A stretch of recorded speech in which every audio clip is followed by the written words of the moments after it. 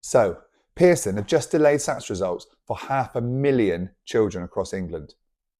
Good, because quite frankly, SATs shouldn't be happening in the first place. If you saw the short, this is the full story, because there is quite a lot more to say, and some of it is absolutely unbelievable. So, let's start with what actually happened.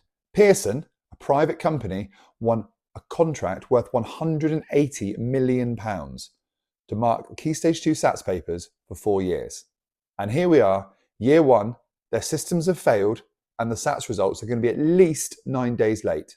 Now, let me give you the numbers, because the numbers tell the story. Roughly 500,000 children sit year 6 SATs. They do 6 papers each. There's approximately 230 marks per child. So Pearson need to process around 3 million papers. That's 115 million marks. Accurately, on time, in the first year of their contract. And their systems just couldn't handle it.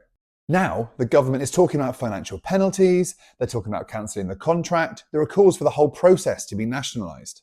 And here's the detail that should make every school leader furious.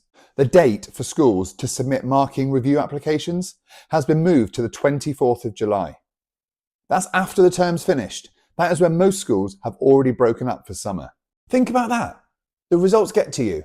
You have a problem. You then have to apply during the holidays to see if it's going to be amended. Madness. What makes it even more laughable is this isn't even the first time. When Capita won the contract in 2022, their first year, loads of papers went completely missing. It's a different company, but it's the same disaster. But let's be honest, the Pearson thing's a fiasco. But that's not the biggest problem. The biggest problem is the fact that SATs exist at all. I've been in education for over 2 decades. I've sat through Ofsted inspections, I've sat through multiple rounds of SATs papers, and the whole thing is not there to assess the child. It is there to hold the school accountable, to judge the school, to rank the school. And that is my biggest bugbear with this whole thing. I have seen fantastic Year 6 teachers stop doing the things they're so great at as soon as SATs come along. The curriculum starts to narrow. You stop doing all of the great things, the art, the history, the science. Not because you want to, but because the system is driving you. And yes, Ofsted inspectors will say we want a broad, balanced, rich curriculum. However, we're only going to test reading, writing, maths, grammar. By default, they are telling you what they think is important. And I know there are going to be people out there that say, well, teachers shouldn't narrow the curriculum. They should keep teaching everything. It doesn't matter about the SATs. And on one hand, I agree completely. However, on the other hand, if your SATs results aren't where they're supposed to be, if children haven't made the right amount of progress, if the achievement of your SEN and your pupil premium groups are not where they need to be, Ofsted will hammer you in the next inspection. And that can have a whole range of negative consequences. They might be negative for the head teacher, maybe for the whole SLT, maybe for the Year 6 teacher, maybe for the multi-academy trust in general. Also, a bad inspection, rooted around poor achievement, can lead to a fall in the number on roll, which means your budget will be shrinking, which means you can't offer such a wide curriculum. And the whole thing circles and circles and circles. So why do we have to do them? Well, it's twofold really. The first one is because we have to hold primary schools accountable to make sure that the people employed to do the job are doing the job properly, even though we've already got inspections for that. And the second reason is that we have to hold secondary schools accountable, because the Year 6 SATs are the baseline on which progress in secondary school is judged. So we're putting 500,000 10 and 11-year-olds in Year 6 through this testing process under the guise of assessing how they're getting on, just so that we can hold primary schools and secondary schools to account. And this bit is my favourite bit, the GPS test. Oh my God. If you've never heard of the grammar, punctuation and spelling test, A, you are incredibly fortunate. But B, it essentially asks 10 and 11-year-olds to identify a whole range of super specific terminology that they will never ever use again in their secondary school life or their adult life. Now let me give you some examples, because I want you to truly understand how completely ridiculous this is. Now let's start with determiners. If you're not a teacher, it's pretty unlikely you're going to know what a determiner is. But you do know what a determiner is because it's the words a, the, that, this. They're words that we use all the time, but our Year 5s and 6s have to be able to identify them in a whole range of different contexts. I had to learn what a determiner was so I could teach it when I was teaching in Year 6. At this point, I had been through my whole education. I had been through university, got a degree. I was a head teacher.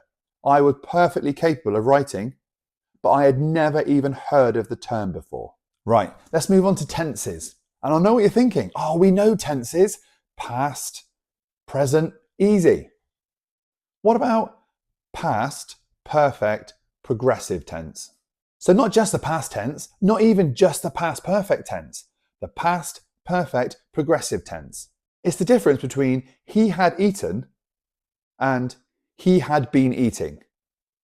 And apparently that's an important distinction that we must make sure our 10-year-olds and our 11-year-olds can identify in a test. So like I said, I had to learn these terms so I could teach these terms, so children could learn these terms so that they could pass a test on skills they will never ever use again in their lives.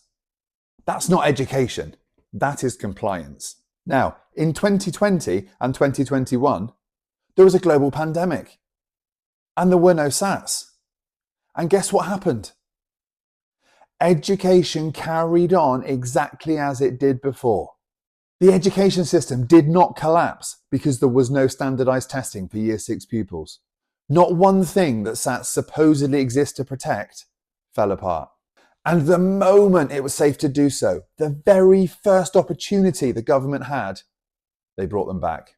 Now that wasn't because the evidence demanded it, not because schools asked for it, but because the whole accountability structure has been designed around it. It is too embedded and politically convenient to dismantle. And that tells you all you need to know. So, what's the alternative, I hear you ask?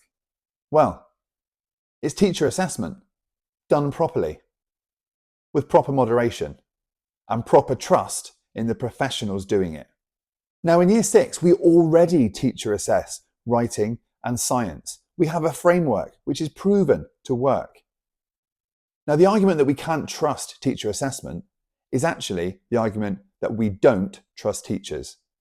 And if that is truly the position we are in a whole world of trouble. And that is a problem far greater than the specific point around SATs.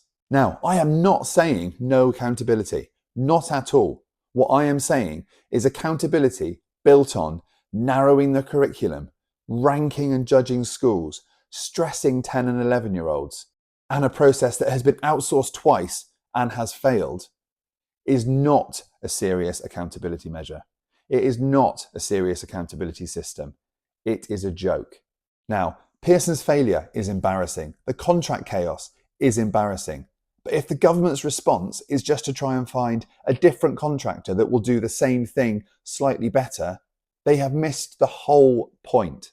The question isn't who marks SATs. It's whether we need SATs at all. Do we need to do this to our children, to our schools, to our staff? And my honest opinion after 20 years in education is absolutely not. I would love to know what you think. Whether you're a teacher, whether you're a parent, whether you're involved in some other capacity, drop your thoughts in the comments and follow for the next one.